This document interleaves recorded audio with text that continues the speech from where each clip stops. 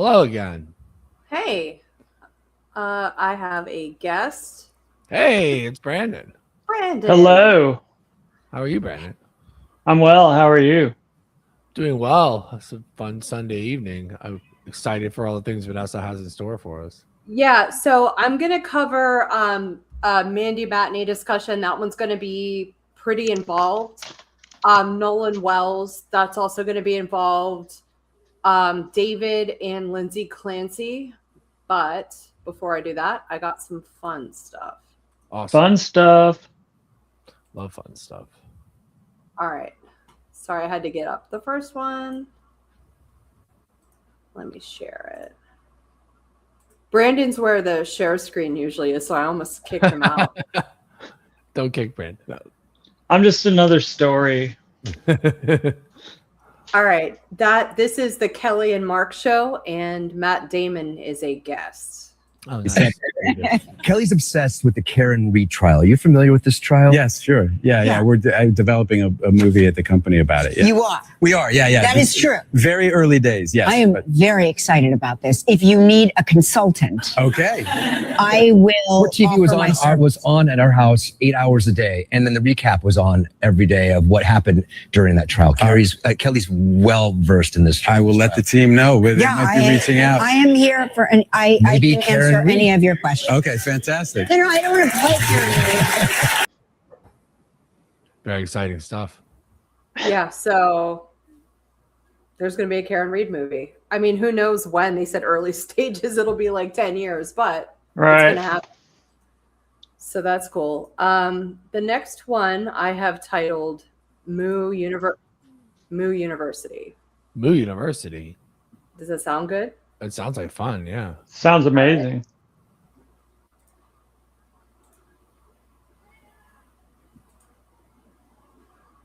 All right, I'll present it, Chris. That's okay. Oh, I'm sorry. You don't have to. All You fun can be. game. What's happening? Here's Moo University. Na hora da chamada. Vou falar uma vez só. Vamos lá. Mateus. Gabriel. Presente. Thiago. Presente. Are there moos being graded? Faltou, né? No, he's just taking attendance. Daniel. Presente. Luan. Presente. Felipe. That was the best one. Leandro. Oh, I don't know. That's pretty good. Yeah, there's some strong moves. Faltou. Caio. Whoa.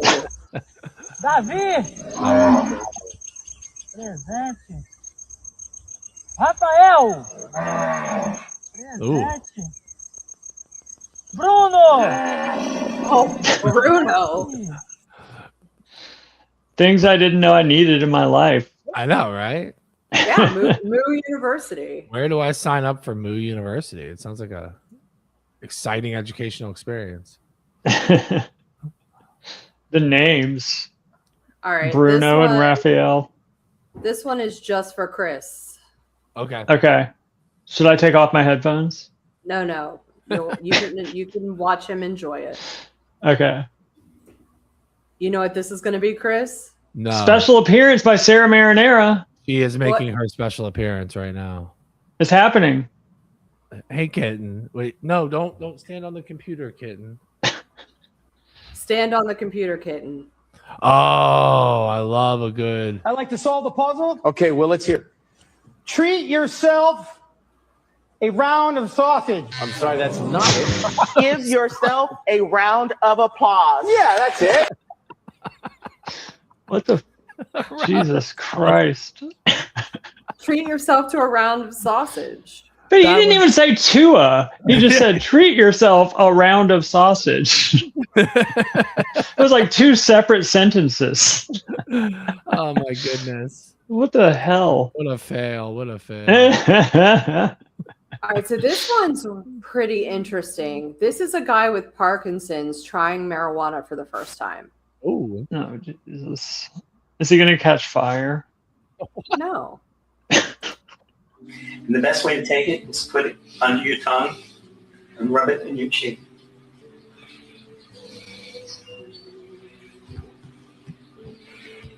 Don't do too much. You're going to be asleep all afternoon.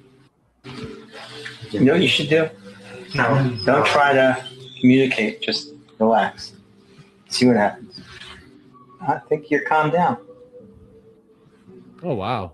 It's a miracle drug. It really A is. single drop. And his hands afterwards were rock steady. And the dyskinesia left. It was swing back. Oh, wow. It works most of the time. In fact, it's Oh, my goodness. I hope that's real. Yeah, I hope That's amazing. It's pretty amazing. Yeah, that one's pretty cool. Very All right. cool. I only have a couple more. One is just a mention. I guess at the Today Show, a man came in this week looking for Al Roker, and he got backstage. He saw Craig Melvin. He lunged at him. He called him the N-word, and then security tackled him. Nobody got injured. And then Craig Melvin, without skipping a beat, like just went on to do the next segment like nothing happened. Nice. Professional. Yeah, it was pretty cool. Okay, we're gonna watch some of Chris's favorite animals. Ooh, I do love animals. What Except could I it be? Except they're playing the Beatles help, so I can't. Yeah, make sure we mute that one. They need, they need help. The Beatles are litigious. That's true. Careful. Oh, look at that little guy. Is he drowning? He's like, get me out of here. It hits different without the song. Yeah. Oh, It's still pretty cute. Yeah. It tries to like go in his butt at some point. really? Maybe it's just saying thank you. Yeah. Look, Yeah, it's like, get me out of this water, dude. he's like, let me get in there. There we go. Yep, get it. I think, under the raincoat. That's what it's going for. Yeah, but there is no raincoat. That's the perfect thing to do. I thought it was a raincoat. That guy's free. Yeah, so that's it. Fantastic. Nice. All right, what else we got? Got Sarah Marinara. I got this. I'm gonna save until later. Oh, last one. No, there's two more. So this is a guy who got stuck in a public toilet. Oh, that's love a good public toilet prank. Already hilarious. Haven't even seen it yet. This is not a prank. This is real life. Yeah. Can you Oh see my- that? Yeah, yeah. Bro, come out. You're going to look out of there.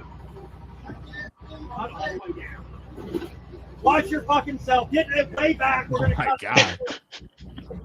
They're aggressive. They're already mad. Yeah. Watch your arm. We're going there. Oh my god, he's in there.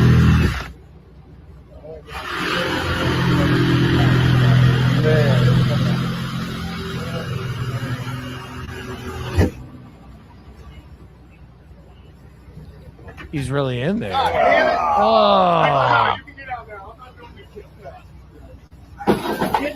Get out. Why would he be in there? I'm going to move my motorcycle. Lean forward like you did before. Lean forward and come out. Oh. That's terrible. Oh man. That is gross. Of all the things to be known for. I know, right? You don't want to be known. Lean forward. Hey, aren't you that guy that was in the porta john? Yeah. They're gonna call him the turd burglar. That would be an appropriate name. Is that what he's trying to do? Is he trying to burgle some turds? Get out of there. There you go. Put that, now take your left arm. Take that left arm. Put it straight up. Put it straight. Put it He's straight still- up. Look at these fucking He's still in there? Bro, put that. Lean forward. Keep leaning. Put it back. Ugh. Come on. Hey, I can't. I can't. Jesus. Come on. He's really frustrated. Watch your head, okay? Do you like carry Vicks that you can put under? There's got to be a way they can just remove the thing from around him. You would think so. I mean, you yeah. see trucks driving them around. I guess that's what they're trying to do. That is terrible. Why is he in there? Well, I guess we're gonna find out with this Yeah. next video. Oh, fantastic. Oh. I love a good resolution. I'll never doubt you again. All right, here it comes. So this is a guy who was involved in the incident. Okay. Hey everybody, here to set the story straight for what happened on July 14th, 2026. It's a Patriot. I'm a Chip Counterman. I'm a partner with Patriot Portable Restrooms here in Kansas City. But one Oh, of that our Patriot. up an event from the World Cup. I knocked on all the doors, made sure nobody was in the restrooms. He did find one of them locked, knocked on the door, and let the gentleman know he had 10 minutes to get out. Picked up everything else, went back to that toilet, and knocked again. The man inside said he was not going to get out. Luckily, a police officer on a motorcycle went by. Our driver waved him down. Cop walked up to the door and asked the man to exit the toilet. The man replied that he could not reach the door and couldn't get out of the toilet. They looked inside and didn't see anybody. The lid was closed. No one was in the restroom. It kind of startled them. All of a sudden, a head popped out of the toilet and Jesus Christ. Fire department came after that and tried to instruct the man to exit the toilet, and the man would not do it. They asked him why he went in, and he told them he was retrieving a Mountain Dew bottle that he dropped in from the night before. So that stuff is addictive. Inside of the tank for about 8 hours, if all of that was true. After it was cut open, the man was able to exit the toilet. Fire department did hook up water to their truck and gave him a free shower. Nice. Long story short, horrible situation. Thank you to the Kansas City, Missouri. Well, that was nice of them to give him a free shower, right? That's not a good excuse to get into a porta potty. What a pain in the ass person. Yeah, right. Thanks for Just a ruining pain everyone's in day. the ass. Thanks for All ruining right. everybody's day. Last one before we get to the serious stuff. Okay. All right, this is a funeral. No. Then we'll get to the serious stuff. We jest first with this funeral. Oh, here it comes. Hello? Hello? Hello? What? Let me out! Where the fuck am I? Hello? Hello? They're certainly not laughing. Fucking bag in here. Where the fuck am I? It's a prank that the dead guy set up. Nice. I thought that was. Hello? Stop, I can hear you. Hello? Hello? Please? Who's there? Hello? Easy, shame me. I'm in the box. No, I'm fucking front of you. I'm dead. You never hear that. Hello again. Hello. I have called to say goodbye. I'm going to die. I'm afraid to say hello. Anyway, Oh my goodness. I know. That's a pretty good way to go. Yeah, I approve. All right. I have a couple more things, but they can wait until later because I know that Brandon is on a tight schedule and wants to get into this Mandy Matney discussion. Let's do it. Do either of you know a lot about her? No. I know a little. I know that she was involved in the Murdoch case, and that now she's in some trouble. But I don't know a whole lot of specifics. I need you to help me out with that. Yeah, so she's an investigative journalist with a podcast. Her name's Mandy Matney. She was subpoenaed as a non-party witness in the litigation connected to Mallory Beach and Parker's convenience store.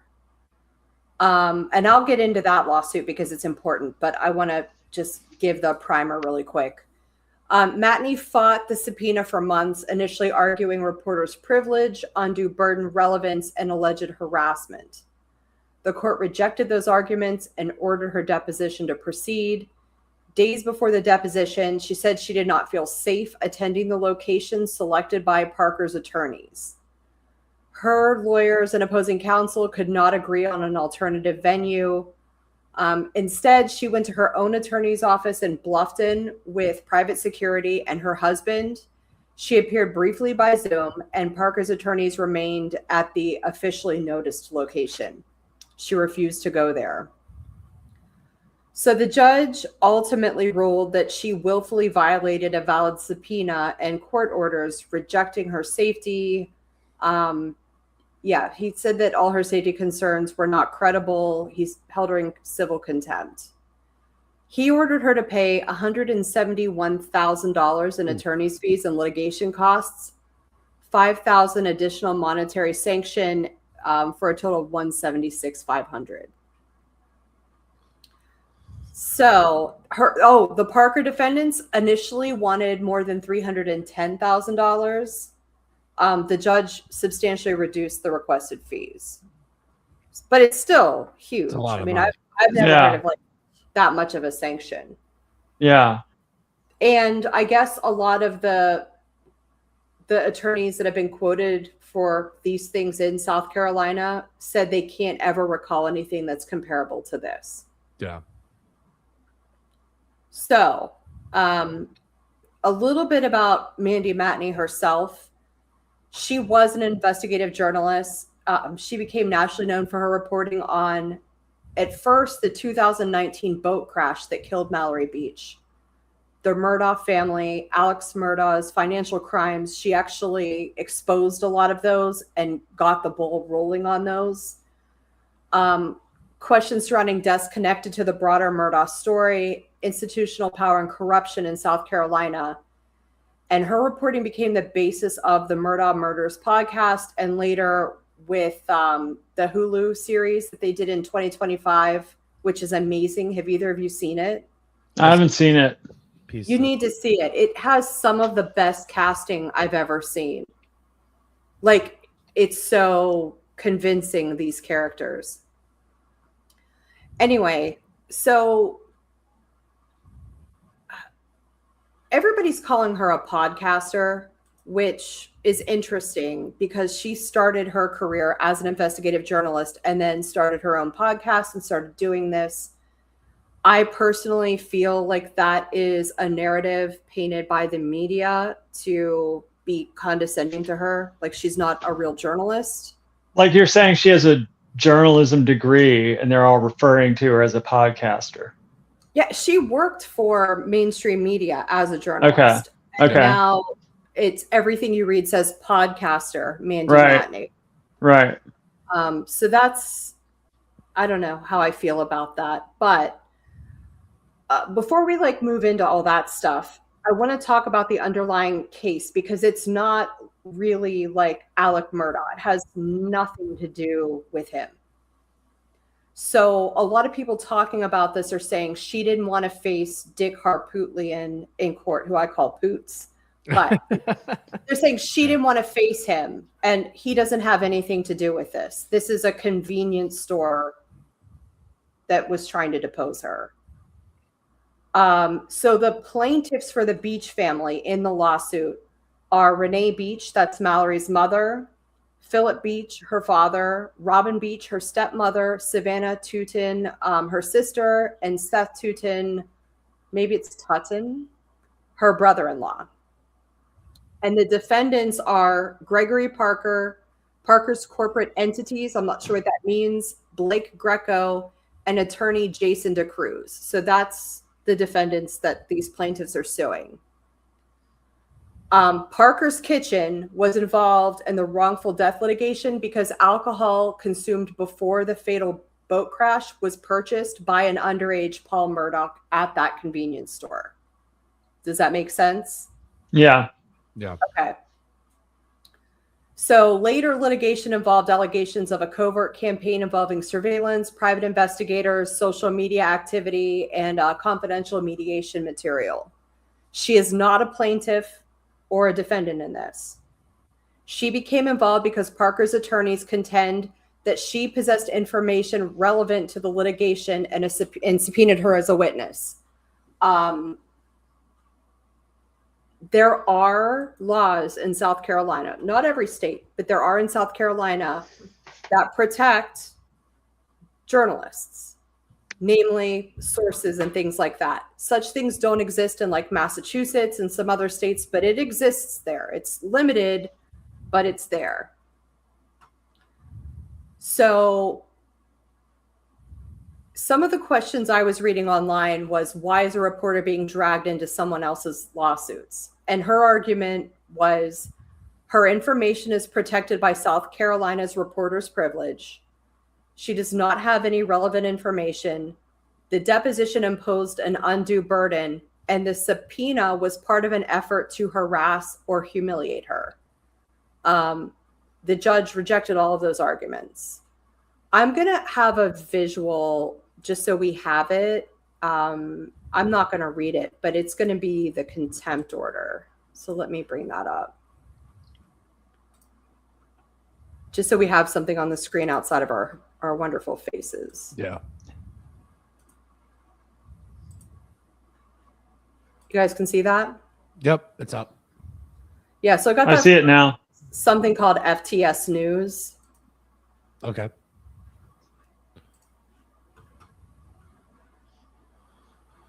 Anyway. Contempt.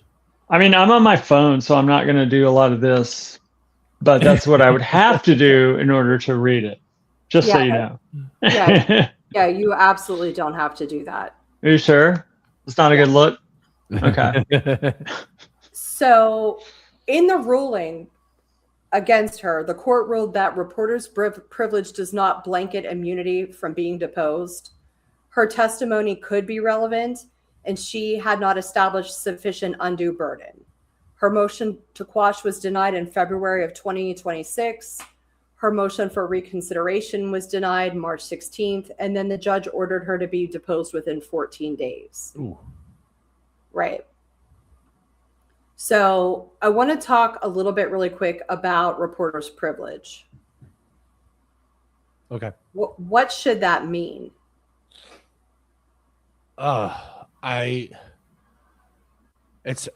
difficult, right? Like, I don't think reporters should have to give any information that would identify one of their sources. I think that's important. I don't know that they shouldn't have to testify to information that they have, though, that would be relevant in a case like that. That's, I think, where the crux of the argument here is. Okay. What do you think, Brandon?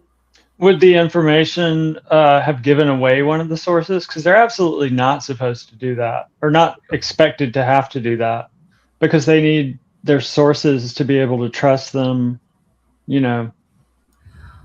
Well, I'll get into some of her statements and stuff like that, but to me, it seems like she didn't have any information at all. She didn't have any information to protect.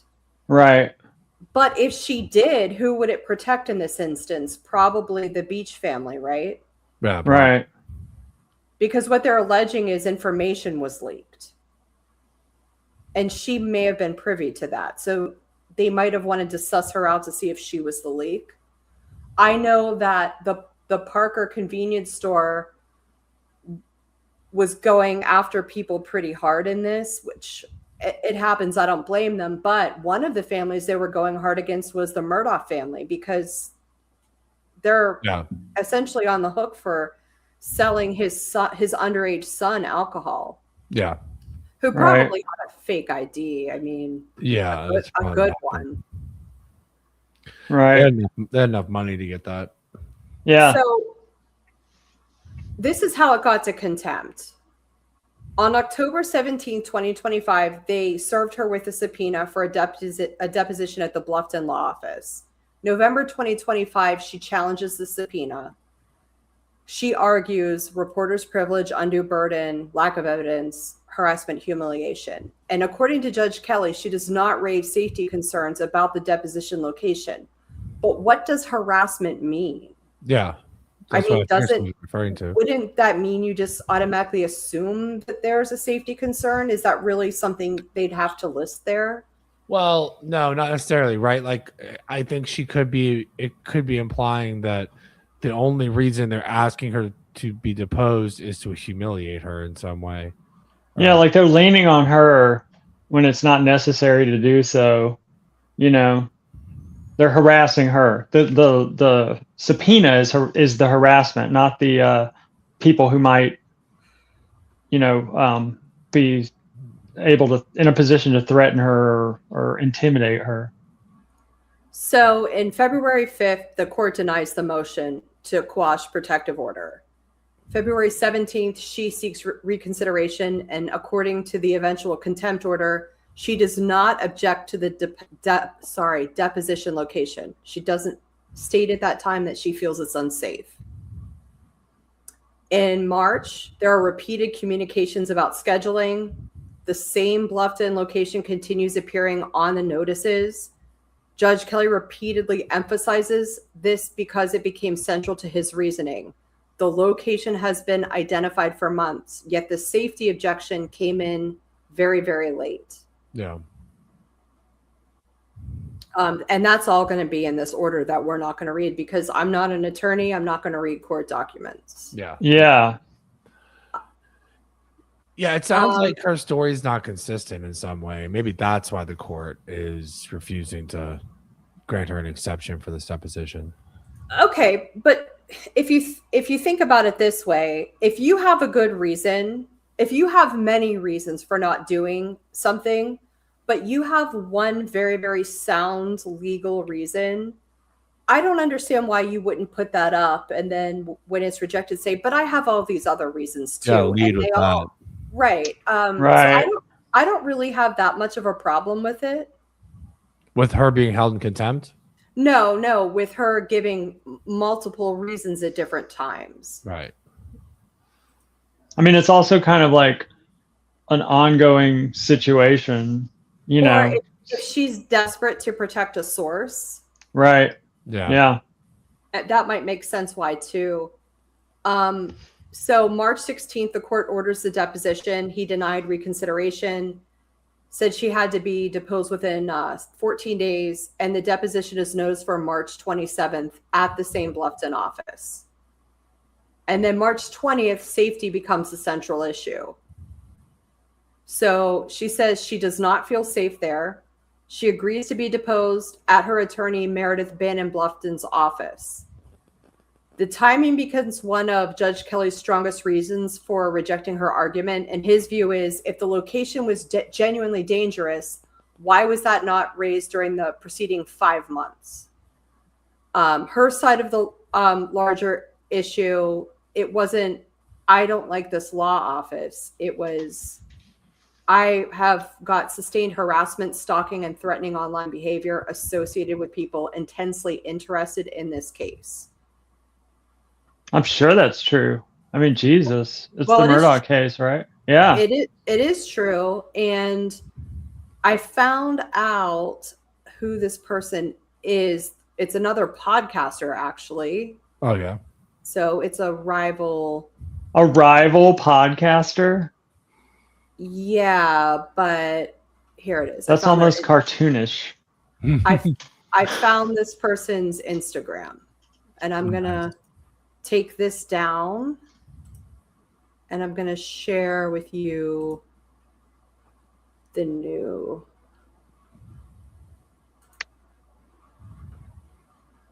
I might lean in for this one, guys. I need to see this influencer. This intimidating influencer. So he is a big oh my God. Alec Murdoch didn't do it person. Yeah. Jesus. Right? His hair. Ugh. But he has Not that I'm videos- jealous of hair generally. he'll have videos where he just like sings the song Mandy.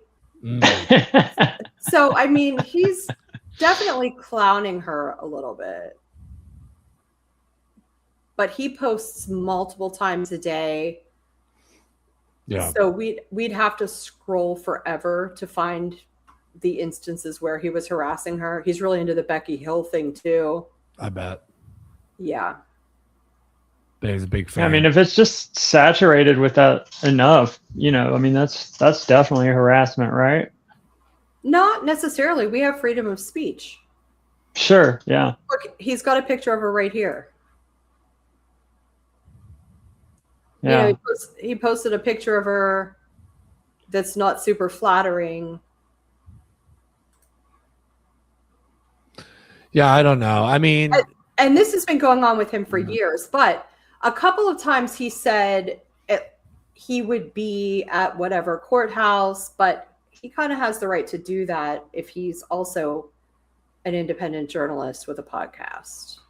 I don't think he has the right to do it if his intention is to menace somebody, though. Or he shouldn't have the right to do it. Maybe he does. Maybe legally he does have the right to show up anywhere he wants and menace her, but I don't think he should be able to. But the menacing would I mean, it's like he's not going to hurt her. He's too high profile, but he would just like continue to slander her hardcore and like, you know, take videos there and post them or I see. He's like trolling her. Yeah. Yeah. Yeah. He's trolling her big time, but that's not a crime. Right. But he also doesn't think that Alec Murdaugh is guilty. He thinks he's innocent. Yeah. He's in a very small club. Yeah, he's in a club of one. Right. I don't know if I don't think Alex Murdaugh is innocent, but he might get off this trial. So during her contempt proceedings, her side presented extensive social media material that supported her fear. That was hundreds of social media posts, like the ones I was showing you with her face like that. Yeah. TikTok videos, a timeline of online activity, evidence involving the podcaster that I just showed you. His name is James Seidel. A police report identifying him, and then material that she characterized as menacing stalking and harassment. Now, he has a criminal history, but it's not violent. And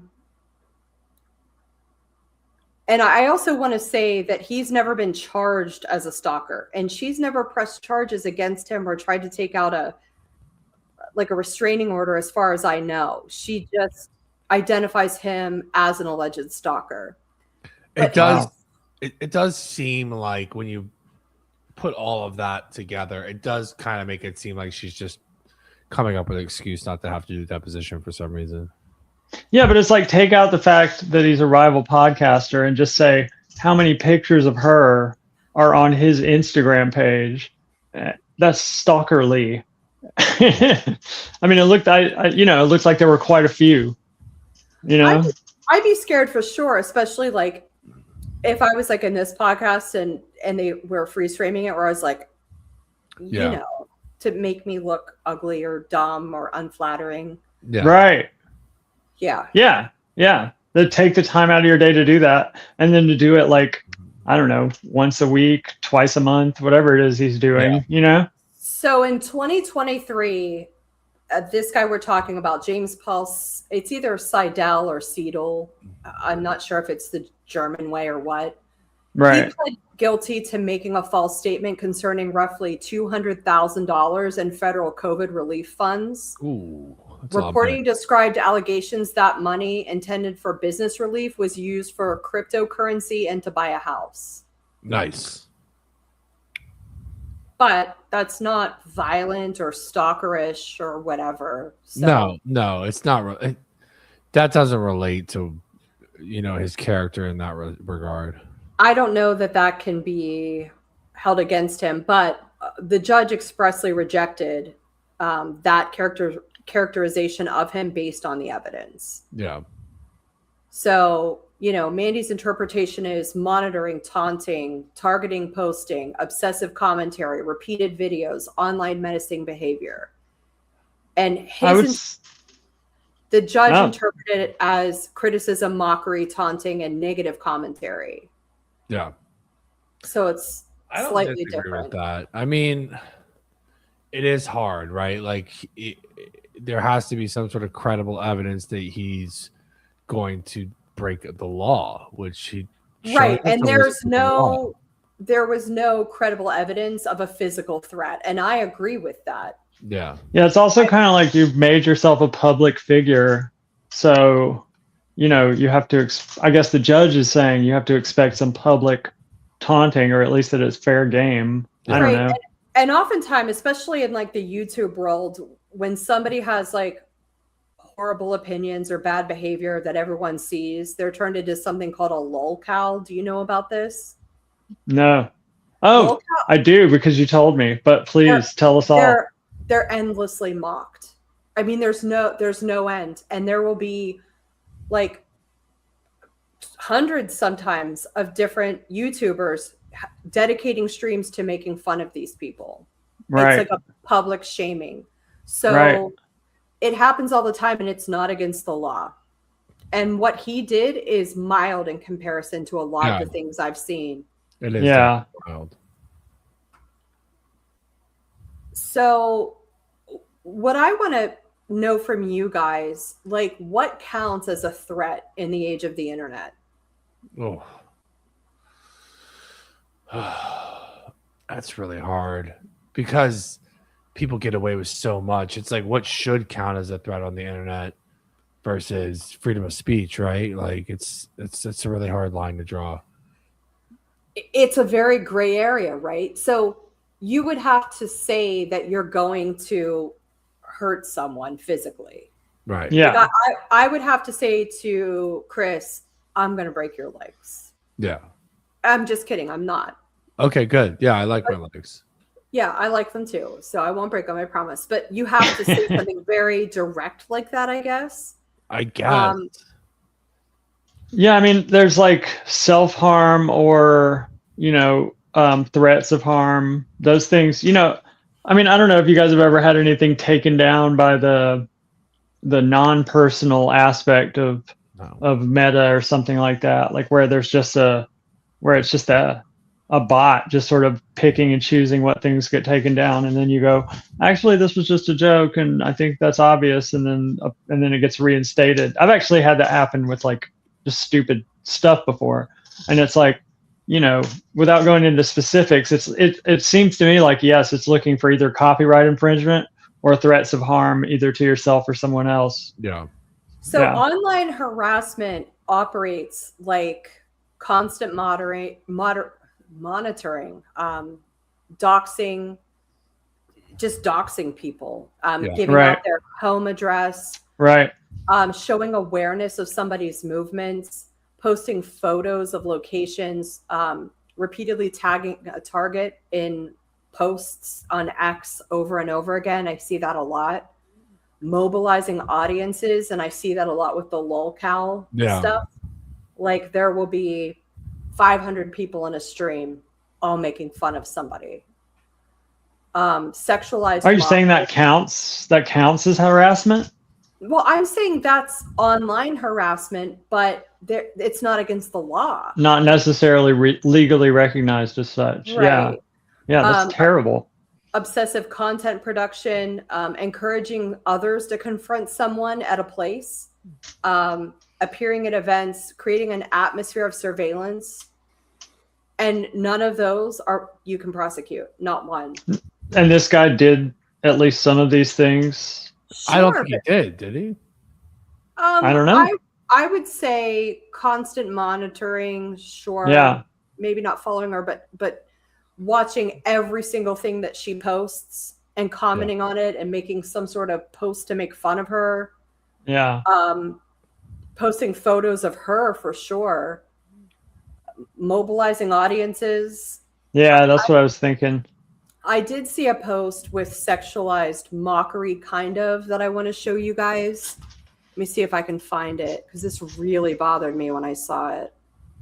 It seems like they're more interested in protecting teenagers against this kind of thing, which is great, but it's not that, it's not that adults can't suffer from it, especially in situations like this where they have enemies or people who want to silence them. This was a post that Mandy Matney put on her Instagram account, and she has a lot, and we can look through it a little bit later. But she said, Debbie Barbier, or maybe it's Barbier, I don't know, the former Trump attorney representing Greg Parker, screamed at me in court for posting photos of myself in a bathing suit. Ooh. While also having a stalker. We need to talk about that. That is a pretty modest bathing suit. Yeah. Yeah. And like, slut shaming, are you serious? Yeah, that's not like, really? Her? I'm sorry, Mandy Matney is not slutty. It sounds like these people just have really powerful friends that are just, all willing to sort of gang up on her. Yeah. For going against them. So anyway, alternative locations. The Parker's attorney did offer alternatives. Option one was Mater Nexon Law Office in Columbia, because that building has security. Option two was a hotel conference room in Bluffton. Matney rejected both of those, and she insisted on her own attorney's office. And she also said her husband had to be present. So part of a deposition in civil is a lot different than in criminal. The whole art in like civil trials, which isn't interesting, but you can get a lot more out. You want the person to feel off guard so that they make a mistake. So her saying that she's uncomfortable with a location would make any good attorney say, no, like we're doing it here. And here's some alternatives, but not at your attorney's office, because they don't want her to feel safe. Yeah. It's part of a legal strategy. Okay. So I don't know that that's necessarily to taunt her. Yeah. So her side of this discussion is who's going to control the environment? Who knows what our movements will be there? She just basically refused every option that they gave to her, but she didn't really give any options herself except my own attorney's office. Right. So far, how do you guys feel about her refusing to go to her deposition? I'm torn. I don't think she's providing enough of an excuse, like a viable legal excuse for her not to have to do deposition. Okay. What do you think, Brandon? Well, now that you've mentioned the aspect of location being a matter of something that a good attorney would deny you, and now I see it's like a way to wrangle the best situation for yourself. That makes it interesting, but I do feel like she's up against quite a bit of opposition. So yeah, and even if what she's saying is true, then they didn't need to depose her in the first place. They're just doing it to harass her. Yeah. Right. Yeah. It's like a really expensive harassment tactic, and this is why I wanted both of you here. You both have lived there. Brandon, you live around there currently. Chris, you grew up South Carolina. There, Low Country, South Carolina. Right. Yeah. So do you think that it's possible, especially given all of her reporting, that this old boys club culture would want to punish her? Yes. I think so. Do you think that they're capable of having her attend a deposition just to harass her? Like just just because it would make her uncomfortable. I knowing she doesn't need to I do could see why she would think that. that. Okay. Like, I could see her saying, there's no reason I should have to do this. They're just trying to mess with me. That would be a plausible conclusion to me. Whether or not they're actually doing that, I have no idea. I wasn't there, right? So, Brandon, can you give me your best attempt at explaining the old boys club culture there compared to other places? Well, as you know, I work at a restaurant that is like the county courthouse was built around it. The restaurant sits here. The county courthouse is around it. It was built around it. And there's the federal courthouse across the street. There's law offices all up and down the street. I see these guys all the time. I always thought it was funny. They came in. It is mostly men. There are female attorneys. One in particular I can think of is very tough. But it is mostly men, and it is mostly men who sound like Foghorn Leghorn.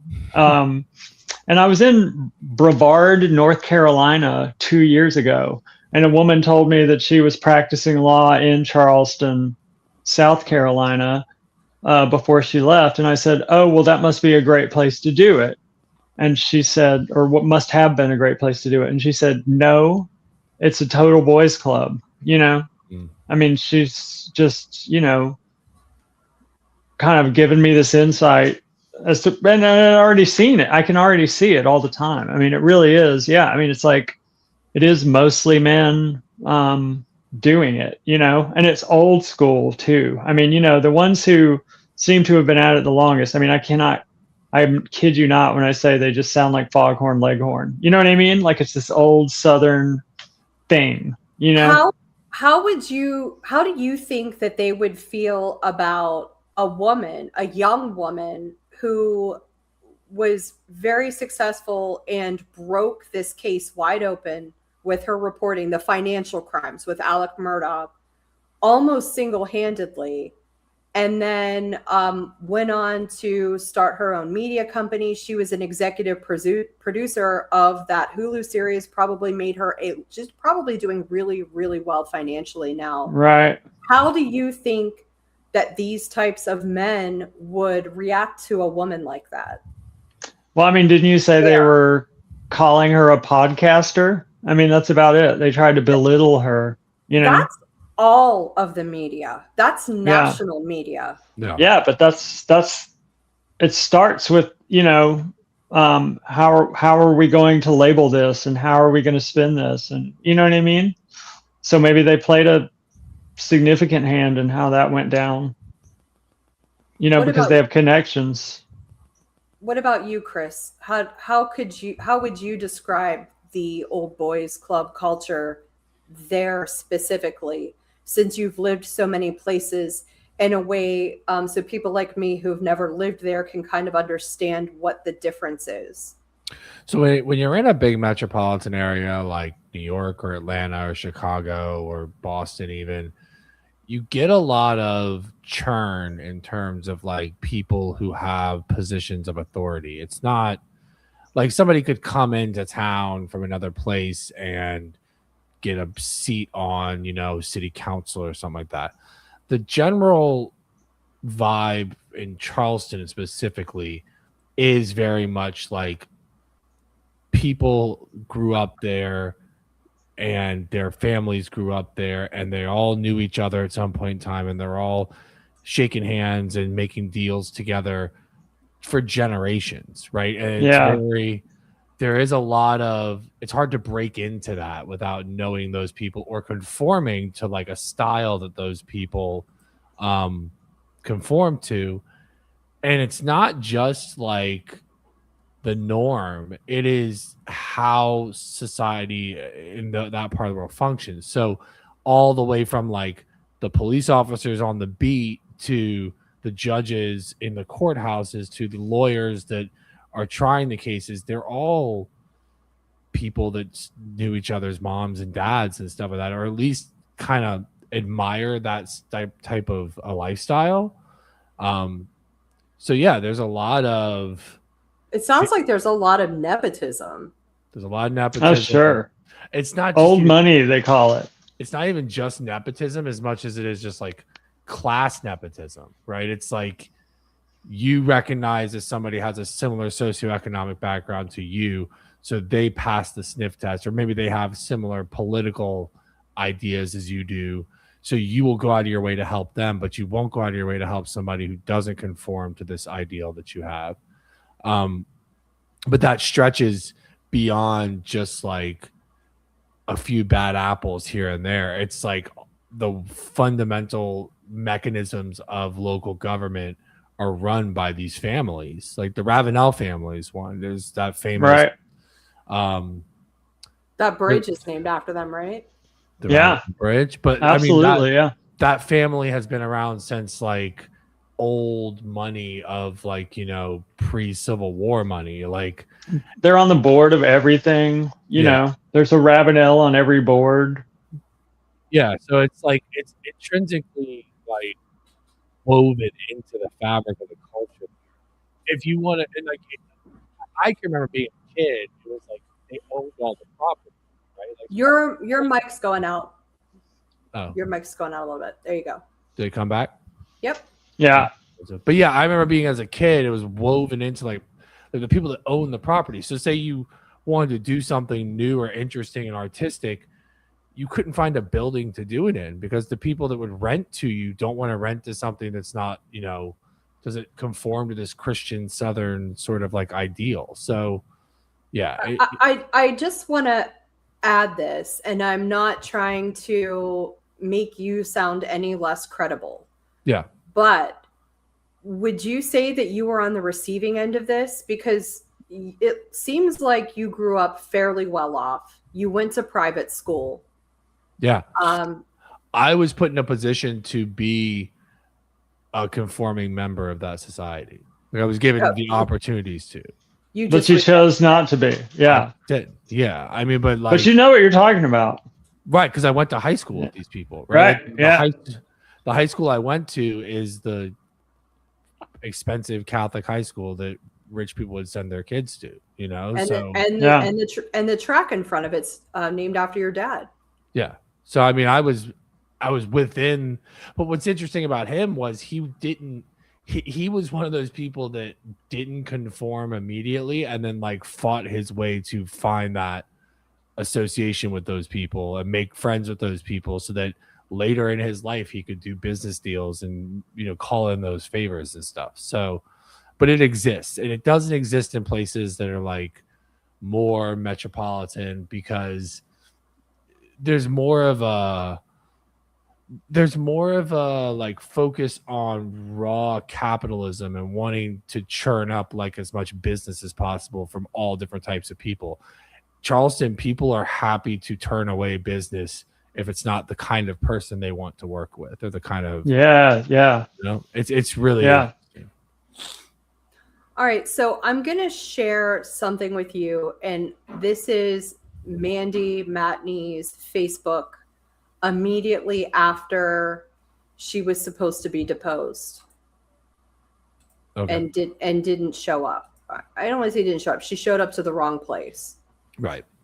Making lemon pound cake out of lemons, a nod to Afro Man. So here's a picture of her and her husband eating lemon pound cake. Yep. There's her, and I'm not sure who she's with, at a restaurant. There's lemon pound cake and some lemon heads. It's her having what looks like a delicious beverage. Yeah, like a Bellini or something. That does look like a Bellini.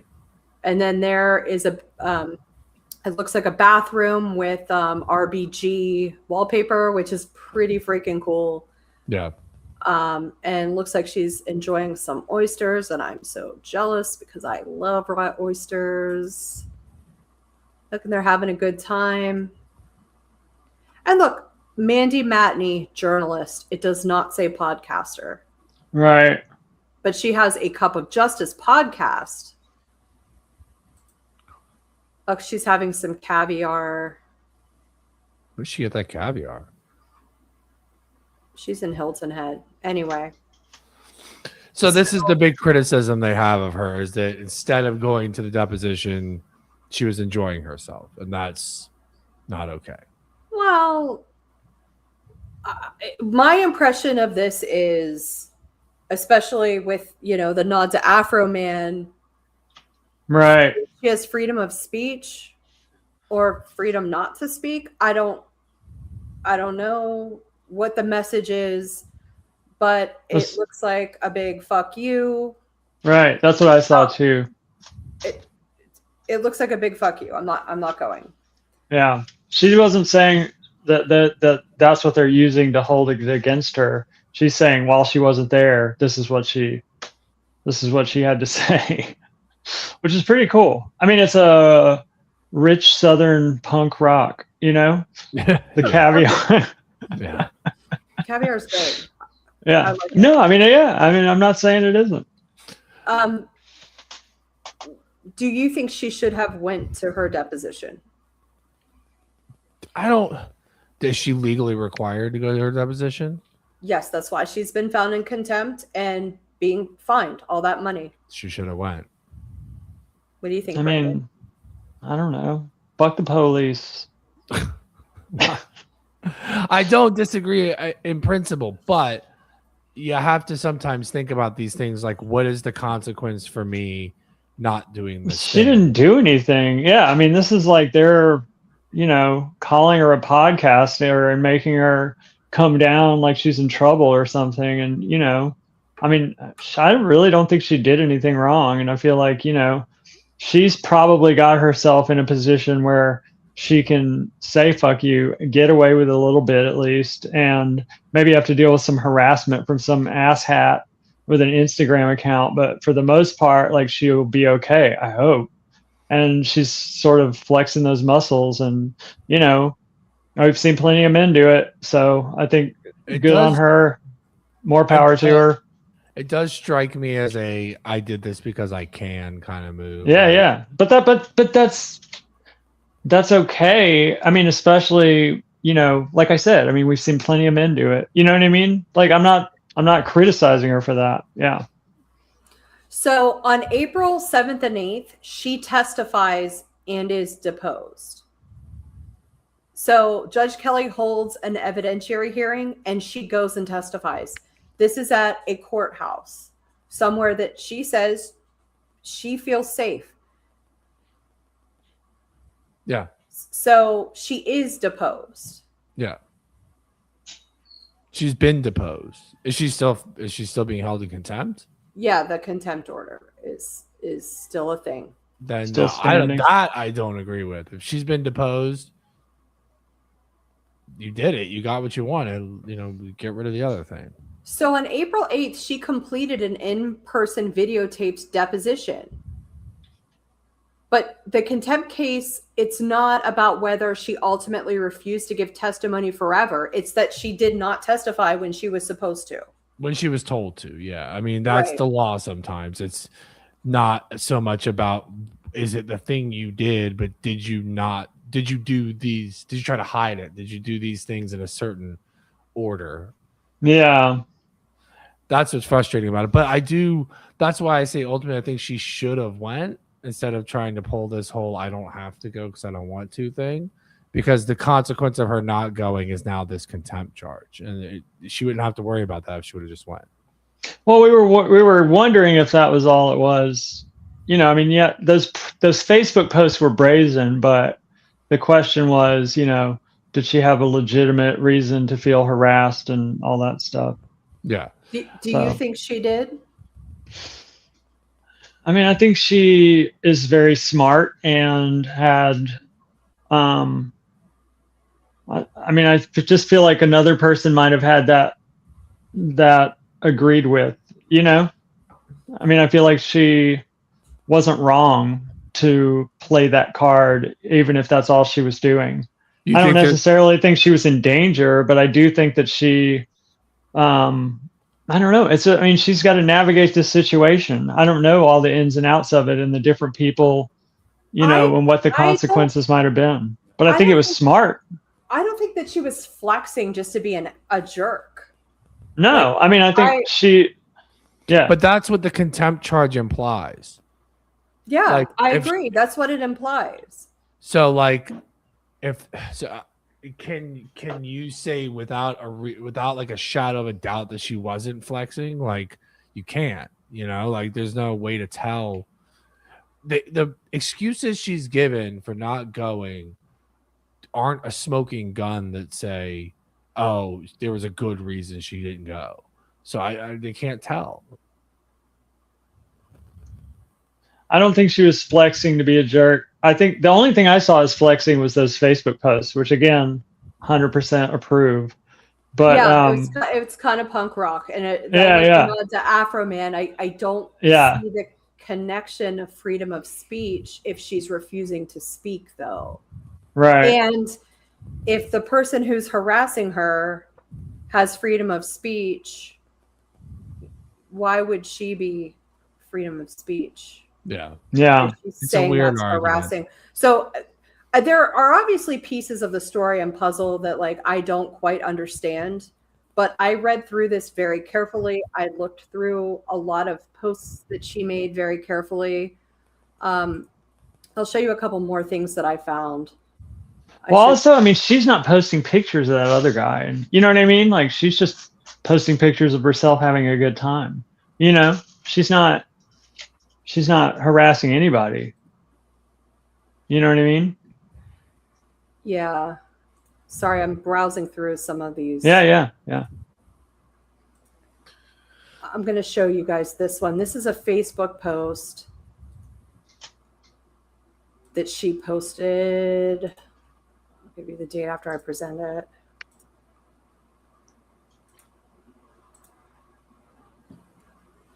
So she shares somebody else's post on April 20th, and she says, "No one knows what it's like to be relentlessly stalked and harassed until you're in it. All I wanted was for Greg Parker's attorney to say, I understand your safety concerns and we want you to be safe, so let's do this deposition somewhere that you feel safe." Right, but like you said, they don't have to do that. And the climate of South Carolina is such that if they don't have to do it, they're not going to do it. They don't care. Okay. So that's all I have about the Mandy Matney situation. Do you guys have any final thoughts on it before we move on and Brandon takes a hike? I really have had fun doing this. Oh, I have final thoughts on that. Yeah, it's been fantastic. Thank you for having me. We're going to do this every Sunday, so you're more than welcome to pop in, even if it's like a little bit later, because we usually go about 2 hours. Yeah. Okay. And I have Nolan Wells, David, Lindsay Clancy, and some other stuff. I have a little bricks and minifigs adjacent thing to cover. So, you can watch the rest of it in the YouTube chat. I will. It was fun. Thanks, guys. Bye, Brandon. Okay. Bye, Brandon. Take care. Special correspondent from the heart of the Low Country. Yeah, I'm glad he came for that because I really wanted the perspective of the culture there. I'm the opposite of a Southerner. So, yeah. But when I've visited there culturally, it's quite shocking, especially the way that women behave. Yeah. There's something inauthentic about it. Not all women, but the way that they're conditioned to put up with stuff that most people would not. Oh yeah, especially there's this whole culture of grown men behaving like children. like literally taking no accountability for themselves and their actions and just putting all of it on their female partners. My daughter said once, boys will be boys about something. And I said, no. Yeah. Absolutely not. That's not an acceptable excuse for anyone. No. Yeah. And she's like, yeah, you're right. I won't say that anymore. All right. So what do you want to move on to? We have Nolan Wells, David, Lindsay Clancy, and something that's a little bit, it's the American Fork public comments at the council meeting. Let's do Nolan Wells. Okay. That's another pretty long one. Yeah. So what do you know? I have a primer here that I set up, but what do you know about this so far? What I know is there was a young man who was a black man. I say was because he was schmurdered. At least well, no, I can't say that. Nobody dead. knows what happened to him yet. He's dead. That's all we know. He washed up on the shore of an island that supposedly he was on earlier in the night with a bunch of other kids who none of whom are black. He was the only black kid in the group. I just want to correct something really quick. This is during the day. Okay. So like they left there in the morning. Like this is a daytime activity at this point. Okay. Yeah. But that's what I know about it. And so there's a lot of speculation about what could have happened because of the optics of this. So I want to bring up maybe a picture of him. Oh, this is a really nice picture of him. I'm going to put this one up while I kind of go through this with you because he is such a nice looking kid. He seems like really accomplished for his age. Yeah. Sad. Anyway, his name's Nolan Xavier Wells. He is 18 years old and he's from Ocean Springs, Mississippi, a student athlete and wide receiver at Southwest Mississippi Community College. He's described by family and friends as a strong swimmer, peaceful and charismatic, and someone who never met a stranger. Interesting, strong swimmer. Yeah, I was going to say. So he traveled by boat with 3 high school friends to Horn Island on July 4th. At some point that afternoon, he became separated from the group. His friends returned to the mainland without him. His phone and keys were returned to the mainland with his friends on that boat, but he did not. He was reported missing later that night, and his body was found 2 days later, washed off Horn Island. So obviously, what happened between the last confirmed sighting of Nolan alive and the discovery of his body? So important context before we really get into this. It is a remote, uninhabited barrier island off the Mississippi Gulf Coast. It's about 10 miles offshore. It's accessible by boat, and it's really popular with boaters, especially during holiday weekends like 4th of July when this happened. Once he was left behind, though, even by his friends, he would have had no vehicle there. He didn't have his phone. He did not have his keys. And he would have had to get another boat ride to get back to the mainland. Yeah. So the basic timeline is Friday, he cooks dinner with his parents, and he spends the night at a friend's house. Saturday, July 4th at 9:56 a.m., the boat GPS shows the group leaving a private dock on the mainland, and at 11:14 a.m., it arrives at Horn Island with his 3 friends. Right. One of these friends is reportedly the son of a Jackson County Judge, Ashley Cole. So around 3 p.m., Nolan is last seen by his friends at this time. And they said he voluntarily decided to remain on Horn Island. Their explanation is that he met a young woman named Katie, and he liked her. He wanted to stay and continue spending time with her. He supposedly planned to catch another ride back around 4:30 with a separate group. And this is one of the central disputed facts in the case. Around 4 o'clock, a distress call is made from the boat that these friends are on.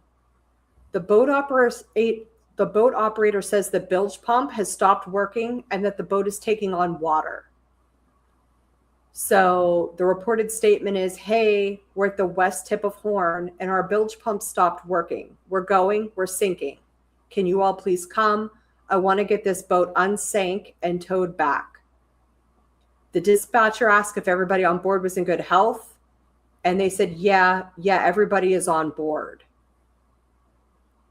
So if he chose to stay behind around 3 p.m., what did the operator mean by everybody's on board? Yeah, Just- there's a lot of weirdness going on. Okay. At 4:31 p.m., the boat GPS shows the vessel leaving Horn Island. This is a 30-minute window between the distress call at 4 and the boat actually departing at 4:31. At 5:52, the boat enters Fort Bayou. At 6:06, the boat arrives back at the mainland dock. At 7:19, the boat is loaded onto a trailer at the Fort Bayou launch. And then it's transported over to the overland to the owner's home in Biloxi. So from 11 to midnight, one of the friends reportedly contacts the U.S. Coast Guard. Nolan's mother reports him missing to the Jackson County Sheriff's Department around midnight. So if he was supposed to get another ride around 4:30, when did everybody realize he was missing? Right. There's like a 6 or 7 hour period there. Yeah, I mean, they're young though. That happens with kids. Like they just disappear and then nobody asks any questions. Nobody questions like where somebody else is or like whatever. They'll figure it out. Nobody thinks the worst like this. So on Monday, July 6th, a National Park Service ranger discovers his body, found face down in the water near the northwest shoreline of Horn Island. And he's later identified through dental records. And then this missing person case became a death investigation. So the friend's version of events is that he voluntarily stayed behind. He met Katie, he liked her, he wanted to spend time with her. He chose not to return to the boat. And like I said, 4:30. And then they had a boat emergency while they were in the water. Taking on water, the bilge pump stopped working. So Tristan Shepard, one of the friends, he denied any wrongdoing, any altercation, and any suggestion that the group would intentionally harm him. He said everybody loved him, they would die for him, and he chose to remain on that beach. I do want to note that these friends are now getting a lot of online harassment accusations, death threats. I think they're all white too, and he's black. They are. Yeah, and I don't even know if that's worth pointing out, but every media outlet seems to be pointing this out. And I don't know if that's like because they have, Ben Crump, who is like the most amazing advocate, but that's being brought up a lot. It's Mississippi. It's hard not to bring it up. Like if the culture is one where it would lead you to believe did something bad happen because of that difference in race. So Katie has been spoken to. Her account is a lot different because it contradicts everybody else's story.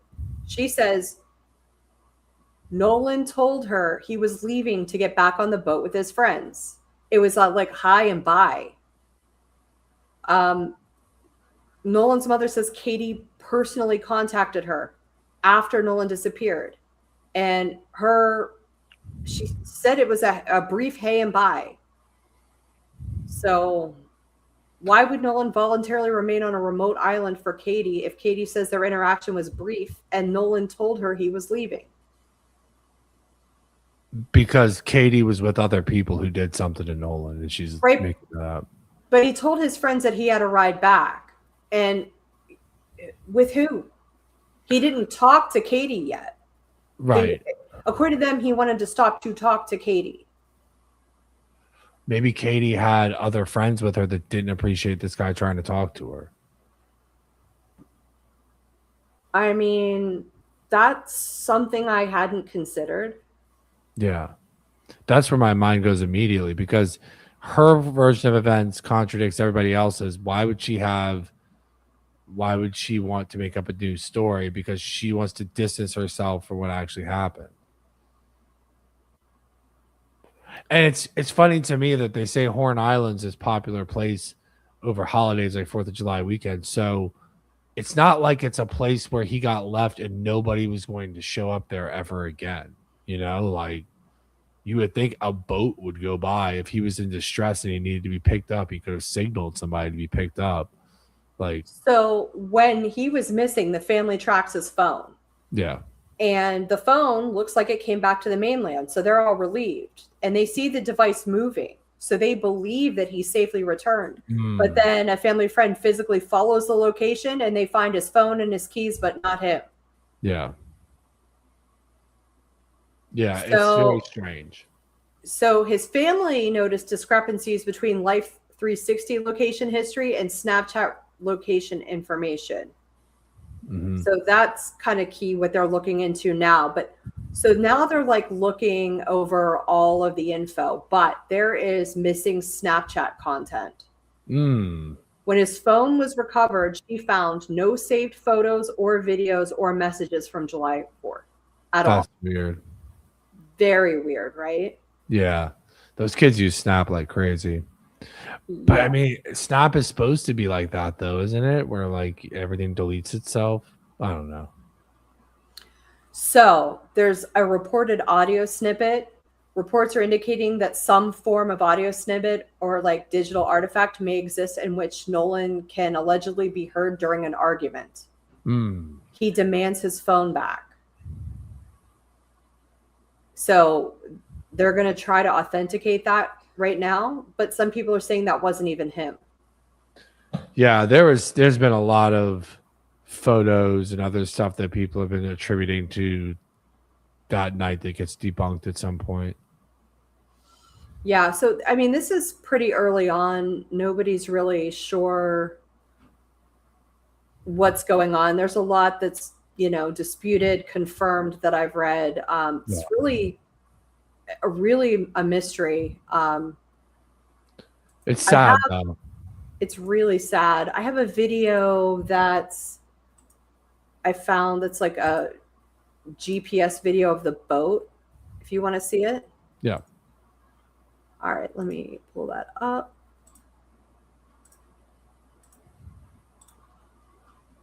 All right, so this is the GPS. Shows exactly where the boat left from when it arrived at Horn Island. You're seeing as that scrolls down on your screen there, you're seeing that movement, the vessel reaching Horn Island around 11:14 a.m. And then we also see the boat left. Now, as we've been reporting, no calls was not. It's not very on the far. boat, although No. phone were. And so we see the boat then go and actually dock at. Anyway, it's interesting. Yeah. It's sad. Well, I have a David update Okay. if you want to hear it. I do. So it's not about him really. It's the LA County Department of Medical Examiner is under internal investigation by the County Human Resources Department over allegations that employees improperly accessed restricted death investigation files. Oof. Yeah, big oof. It's pretty bad. So the probe is going to have official HR mandates, recorded staff interviews, separation of scope, union monitoring. Yeah. But what they're saying basically is like information about the autopsy was given out before. And I mean, I even heard this where people are saying sources tell us that. Yeah, blah, blah, yeah, blah. yeah. And I found something from the medical examiner. And this was on April 22nd. So anything before this was leaked. Or no, this is them saying stuff happened on April. I don't know. What's the date on this? This has to be after December 9th. So, and this is the only statement that they gave out. And it's nice that the medical examiner did this, but I mean, I have to agree. There was definitely a leak because I was hearing all sorts of stuff. Yeah. Like lots and lots and lots of stuff. Anyway, so that was just the little update with that. So a couple more. I do want to introduce you to Judge Carole Erskine. Do you know who she is? No. All right. Are you familiar with Harmony Montgomery? The name sounds familiar, but I don't recall it off the top of my head. She was the little girl in New Hampshire whose dad killed her Adam Montgomery, and he was tried for it, and it was just overturned. So he's going to go back on trial, and everybody's up in arms about it. But I mean, he abused her so bad, and they didn't find out that she passed away for like 2 years. Oh, wow. Yeah, it's really bad. So Judge Carole Erskine is kind of amazing, but Harmony's brother was up for, he was fostered, and the foster dad and dad wanted to adopt him, and they did. And she's the judge who finalized the paperwork. But since Harmony passed away, and they would have loved to adopt her too, their family and her they're really, really trying to change the laws to protect children, especially in Massachusetts. And she's interesting. She's a retired judge, but she's like super outspoken. So I just kind of want to shout her out a little bit, and because she's doing the right thing. She has a website, the Justice File, protecting children. But she doesn't just weigh in. She's trying to get laws changed, even though it keeps getting struck down. Yeah. But anyway, she has her recent social media posts, but let's go to her social media. Okay. Because she is not afraid to speak her mind on what's right, and I'm here for it. I'm so glad that somebody has the bravery to do this. Yeah. And she's retired, so she has nothing to lose. So this is her talking about them, shooting down her bill, which is the Harmony Montgomery Commission. They're trying to pass a bill to protect kids, and it keeps getting shot down. Judge Gilday, we called him Boomer Judge. Yeah, Boomer Judge. I have nothing to say about the merits of the motions filed by either side. What does concern me is the troubling language used by him. She's openly criticizing him, and everybody else is saying this too. Yeah. And the reason I wanted to bring her up was she's talking about Lindsay Clancy, whose trial starts, I think, jury selections tomorrow. Oh, wow. If providers believe she was suffering from a serious and deteriorating psychiatric condition, what safety planning for the children was recommended by them? Yeah. It's a good point. Right. And I mean, it's documented that,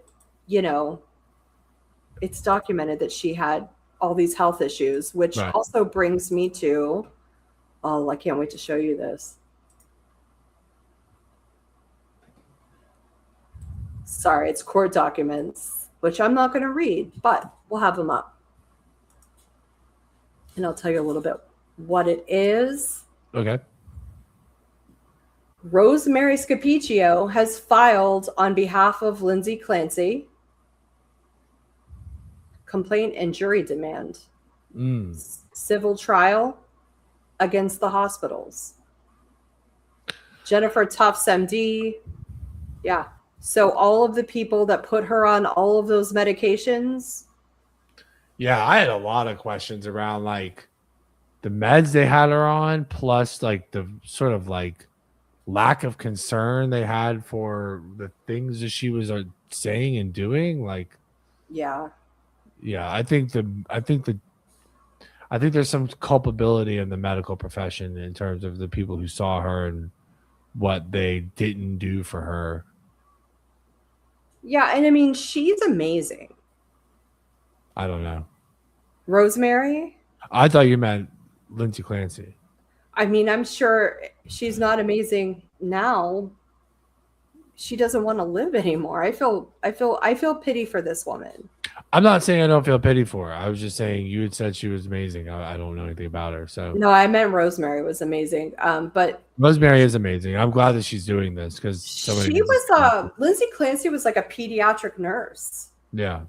Yeah. So obviously like comfortable around babies even before she became a mother. Like, yeah, that whole thing is really sad.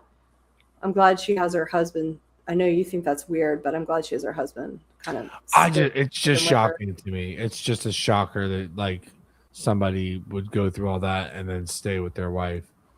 But I mean, he has, that's his perspective, I guess. But it's great that Rosemary's doing that because somebody needs to do something to help that woman, because I think she got a raw deal in terms of the amount of care she got before anything bad happened.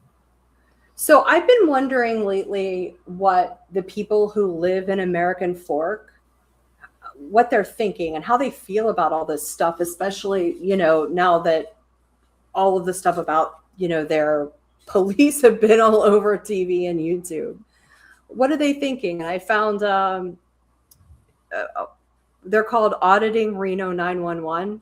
Okay. They put up city council liability public statements, and I would love to share that with you if you'll have them. I'll have them. I will Excellent. take them. All right. Can you hear that okay? I can't hear anything yet. It's still waiting to come on screen. I'm going to pause it. Okay. Oh, it just came up. Okay. Watching as this bricks and minifigs thing has been transpiring from start to finish. I've seen the unredacted and redacted. I've seen the way that the police targeted and conspired to really case or frame this person. You could end up in jail in Utah when you're from Cali.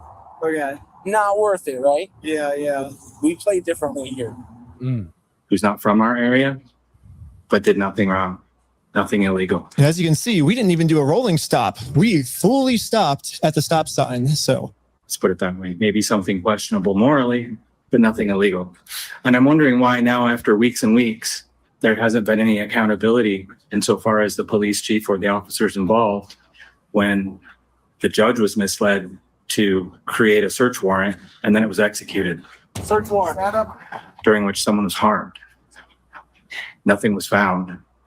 The warrant itself was an arrest warrant disguised as a search warrant. Also another problem. And I don't see any action by you guys. And I'm just wondering when you're going to. The police acted that quickly, meaning you guys could also. You lead them. They do what you tell them to do. So why are you not telling them to act differently? Ooh, good question. I'm just wondering when you think the public is going to trust you again when you're acting this way. You know, I'd be happy to sit down with you in my office and talk about this during public. You want to sit down with him to talk to him about this? Why don't you like have a city council meeting or something where you address the public? Yeah. I mean, This this guy's is not a wanna do public that. concern. No, he wants to placate him with some sort of BS in a closed door meeting. This Yeah. is ridiculous. What a agree. ridiculous answer. Public comment, as it states on the agenda, we don't have a lot of dialogue. There will be so I'm going to bullshit you and put some sugar on it. Yeah. many things that we would want to try to know. But we can get back with you. We can meet with you individually if you'd like. So if you would fill out a form in the back. Be happy to. And if you put your name, your contact information, then I will have somebody reach out. I would like to record it if that's possible. Record it. How you do it? Yeah, just get that phone. Okay, man. I'll sit down with you. Thank you.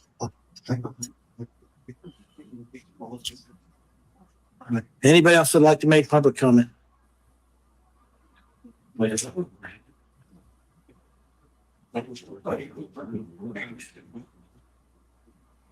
Someone else making a comment? Oh, yeah. Dan Soroka, American Fork. This morning, I emailed a bunch of exhibits for you guys to review. The first exhibit includes a public Brady list that's available on the internet. Many of our officers are now on this Brady list due to the acts with bricks and minifigs and other now available acts have happened. One of the things that is a very common phrase is the mayor. Brady list is a big deal. Yeah. Yeah. Yeah. American Fork Police Department presents a heightened Brady-Giglio concern because recent public reporting identifies disputed enforcement actions. This is in regards to our entire police department. A Brady-Giglio concern can be used to negate a police officer's testimony. It puts the public at risk because if the only testimony there is the police officers and it is excused because of concerns from a Brady-Giglio list, it puts us all at risk. The second item I have is policy 412 of the police department. This is the police department's body cam policy. And in section 421.5.2, the cessation of recording, there are generally two reasons that a police officer can mute their body cam. One is if the person recording requests it and they have information to give to the police. And the second is if they are consulting another officer. During several reviews of police conduct, I have found several times where the police officers broke this policy. And it is even a concern where it is a practice of the department. Exhibit 3 is the Utah State Code regarding adverse inference jury instruction regarding the camera policy of the state. In section 5 of the very last section, the degree the officers described as the law enforcement agency. Is this guy really like a robot? What's happening? Yeah, he's a cyborg, and his robot body is taking over. Oh, It's going to The officer or the law enforcement agency displays a pattern of intentional reckless disregard of the requirements of Section 777A104. And the last exhibit is City Code in Salt Lake City. And they have 4 items in there that we don't currently have. They require mandatory stated reason whenever an officer mutes their body cam. They have the city reviewing those instances in any critical instance that happens. They have state audits, not state audits, audits of the police cameras. Thank you. Thank you very much. Appreciate it. Mm-hmm.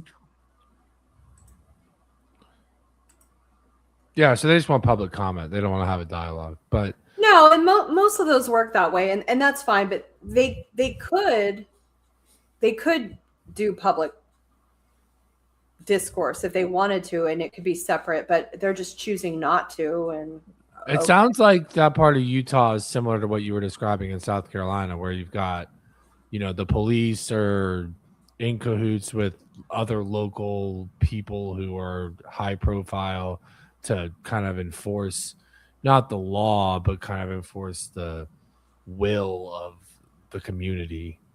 Yeah, I mean, it's a Mormon area, and Mormons are deeply religious usually. And they're notoriously insular too.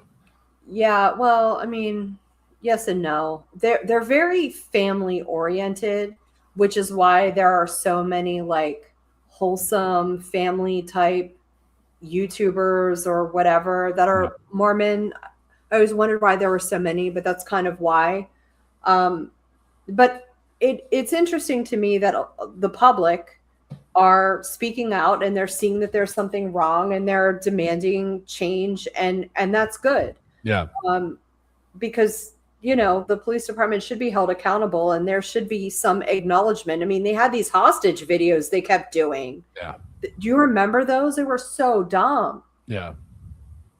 And it was like, you say less, please, American Fork Police Department, because you're digging yourself into a world of bad. Like, please, please, please stop talking. But they kept doing it. Yeah. Anyway, it's not really an update because it's been around, but I just thought it was interesting and it was something we hadn't talked about before. And I'm hoping that, I run into more public comments from people who live there. Yeah. Because they have to be so annoyed that their money that they're paying in taxes is being wasted on this. Yeah, for sure. And it's their fault. Yeah. Anyway, that's all I got. You got anything for me? No, this was a lot of fun. I'm glad we had Brandon on, and I've enjoyed. You look like you're having fun. I'm having a great time. I don't know what you mean. You look like you're about to fall asleep. No, I'm not about to fall asleep. I'm having a great time, and we had really good conversation today. I enjoyed the Mandy Matney stuff. Yeah, I did too. It was good. All right. Well, why don't you show us the way out?